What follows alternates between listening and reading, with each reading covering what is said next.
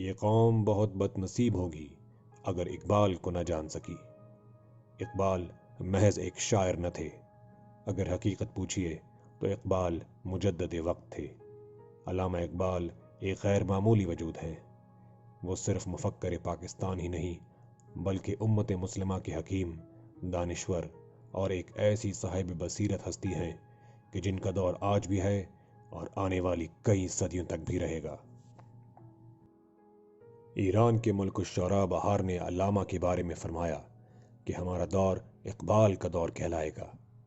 تاریخ اس دور کو اقبال کے نام سے یاد کرے گی۔ پروفیسر آرنلڈ کہ جو علامہ اقبال کے استاد تھے اور جن کو اقبال آخری وقت تک انتہائی ادب اور احترام سے یاد کیا کرتے تھے، اقبال کے بارے میں کہتے ہیں، اقبال اپنے عہد کے انسان ہیں، اپنے عہد سے آگے کے انسان ہیں اور عصر حاضر کے خلاف حالت جنگ میں ہے۔ پہلے ہم علامہ اقبال کے وجود کے ان پہلوؤں پر کہ جو آج تک قوم کی نگاہوں سے چھپے رہے ہیں بات کریں گے، تاکہ اس مرد پر اسرار کا حقیقی تعارف پہلی بار نوجوان نسل کے سامنے لایا جا سکے۔ اس اعتبار سے یہ اقبال کا ایک ایسا غیر معمولی تعارف ہے کہ جس سے ہماری قوم پہلے واقف نہ تھی۔ اقبال بیک وقت ایک مفکر، فلسفی، نظریاتی رہنما، صاحب بصیرت درویش، سیاسی دانشور اور سب سے بڑھ کر یہ کہ ایک ولی تھے۔ جہاں وہ جغرافیائی سیاست کے ایک ماہر تجزیہ کار تھے، وہیں وہ تحریک پاکستان کے نظریہ ساز اور مسلم لیگ کی صدارت کے فرائض بھی سر انجام دیتے رہے تھے۔ یہ تمام کمالات اس ایک شخصیت میں کچھ اس طرح جمع ہو گئے تھے کہ اس غیر معمولی وجود کی کسی ایک جہت کو سمجھنے کے لیے بھی طویل عرصہ درکار ہے۔ انسانی تاریخ میں ایسے بہت سے لوگ آئے ہیں کہ جنہوں نے اپنے اپنے ادوار کی تقدیر بدل کر رکھ دی۔ ہمارے دور میں یہ فرد بلا شبہ اقبال ہیں۔ 1400 سال کی مسلم تاریخ کو اگر آپ مختلف ادوار میں تقسیم کرتے چلے جائیں تو آپ دیکھیں گے کہ اس میں واقعات کی ایک غیر معمولی ترتیب پائی جاتی ہے۔ علامہ اقبال جس عہد میں پیدا ہوئے، اس دور میں پورے عالم اسلام میں مکمل طور پر اندھیرا چھا چکا تھا۔ سن 1857 کی جنگ آزادی میں مسلمانوں کو شکست ہو چکی تھی۔ اس کے نتیجے میں ایک بہت بڑی مسلم تہذیب سلطنت مغلیہ کا خاتمہ ہوا اور پورا ہندوستان انگریزوں کے قبضے میں چلا گیا۔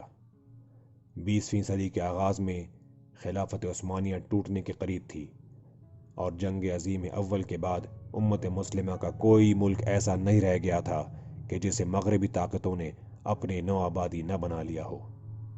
پوری مسلمان دنیا مغربی استعمار کے قبضے میں جا چکی تھی، سوائے مکہ، مدینہ اور افغانستان کے کچھ علاقوں کے، اور وہاں بھی استعماری طاقتیں شورش و فساد برپا کرنے میں مصروف تھیں۔ پوری امت مسلمہ پر مایوسی کی وہ کیفیت طاری تھی کہ جو اس سے پہلے کبھی دیکھنے میں نہ آئی تھی۔ 300 سال سے امت مسلمہ کا انحطاط جاری تھا۔ ایک طرف خلافت عثمانیہ زوال پذیر تھی۔ 19ویں صدی میں اسے یورپ کا مرد بیمار کہا جاتا تھا، کیونکہ یہ خلافت اب آہستہ آہستہ ٹوٹتی ہوئی اپنی موت کی طرف جا رہی تھی۔ بالآخر 20ویں صدی کے آغاز میں پہلی جنگ عظیم کے بعد خلافت عثمانیہ مکمل طور پر تباہ ہو جاتی ہے۔ اس سے چند دہائیاں قبل مغلوں کی حکومت کا بھی تختہ الٹا جا چکا تھا۔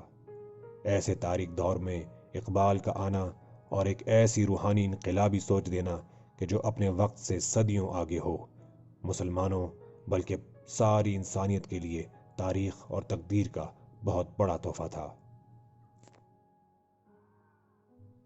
اگر ہم فکر اقبال کا ادراک نہ کر سکے تو یہ اس قوم کی بہت بڑی بدنصیبی ہوگی۔ ہماری تمام جغرافیائی سیاست، تاریخ، تہذیب اور نظریہ پاکستان کی بنیاد فکر اقبال پر ہے۔ صرف ہندوستان پر ہی نہیں بلکہ علامہ اقبال کا جو اثر امت مسلمہ خصوصاً فارسی اور اردو بولنے والی دنیا پر ہے، وہ اتنا غیر معمولی ہے کہ ناقابل یقین لگتا ہے۔ اقبال نے آج کے جدید دور کو جس طرح بے نقاب کیا ہے، اس سے پہلے مغرب یا مشرق میں کسی فلسفی، مفکر یا صاحب بصیرت شخص نے مغربی تہذیب، سیاست، اشتراکیت اور سرمایہ دارانہ نظام کو اس طرح بے نقاب نہیں کیا۔ اقبال نے نظریاتی طور پر جدید مغربی تہذیب کی دھجیاں اڑا کر رکھ دی۔ اقبال نے جدید بینکاری نظام، جدید سرمایہ دارانہ نظام کہ جن کی بنیاد سود اور ربا پر ہے پر کاری ضرب لگائی۔ اپنی شاعری میں صہیونیوں اور فتنہ گر ملاؤں کو بے نقاب کیا اور اشتراکی نظام کی تو جڑ ہی کاٹ ڈالی۔ اشتراکی نظام حکومت کس طرح انسانوں کو غلام بناتا ہے اور یہ کس قدر خلاف فطرت ہے، اسے اقبال نے واضح کیا۔ اس کے مقابل انہوں نے یہ ثابت کیا کہ انسانیت کی فلاح صرف نظام شریعت میں ہے۔ انہوں نے اپنی تمام تر سوچ و فکر کی بنیاد قرآن پاک اور حضور صلی اللہ علیہ وآلہ وسلم سے تعلق اور محبت پہ رکھی۔ اقبال جیسے مفکر اور فلسفی کو دنیا کے لیے رد کرنا بھی آسان نہیں، کیونکہ اس مرد درویش کا ڈنکا مشرق و مغرب میں بجتا ہے۔ عالمی استعماری صہیونیوں کی ایک سوچ ہے۔ وہ کہتے ہیں کہ ہمیں کروڑوں کی آبادی اور لاکھوں کی فوج سے کوئی خطرہ نہیں، لیکن ہمیں خطرہ ہے تو ایک ایسے مفکر اور دانشور سے کہ جو مردہ قوم میں زندگی کی نئی روح پھونک دے، لوگوں کو آزادی کی نئی سوچ و فکر دے اور ہمارے پورے نظام کو بے نقاب کر دے۔ ہم ایسے کسی شخص کو باقی نہیں رہنے دیں گے۔ علامہ اقبال بھی ایک ایسی ہی شخصیت ہیں کہ جو کفر کے پورے نظام کے لیے خطرہ ہوتی ہے۔ آج کلام اقبال کو اور ان پر کام کرنے والے دانشوروں کو قصداً نظر انداز کیا جاتا ہے۔ اسلام کے بارے میں واضح طور پر اقبال خود اپنی شاعری میں کہتے ہیں کہ مغرب کے نظام کو یہ بات اچھی طرح معلوم ہے کہ آنے والے وقت میں ان کے سامنے جو نظام اور نظریہ آنکھوں میں آنکھیں ڈال کر کھڑا ہوگا وہ اسلام ہے۔ چونکہ اقبال نے اپنے تمام نظریات کی بنیاد قرآن اور اللہ کے رسول سے تعلق پر رکھی ہے، لہٰذا اقبال کو جان بوجھ کر نظر انداز کیا جاتا ہے۔ فکر اقبال کو کسی جگہ پروان چڑھنے نہیں دیا جاتا۔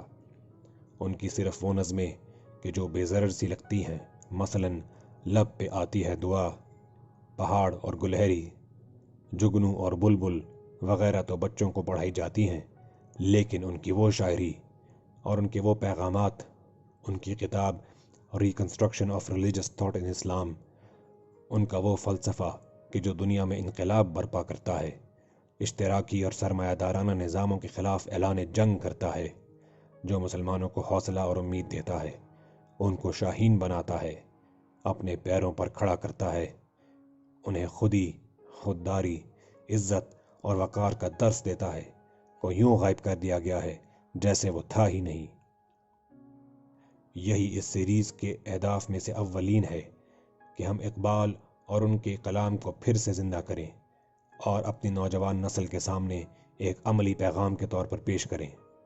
مسلمان قوم کو یا ہمیں بحیثیت ایک ملک کے اگر اپنے پیروں پر کھڑا ہونا ہے، عزت و خودداری کا کوئی سبق سیکھنا ہے، تو اس کے لیے ہمارے اوپر لازم ہے کہ ہم علامہ اقبال کی طرف رجوع کریں۔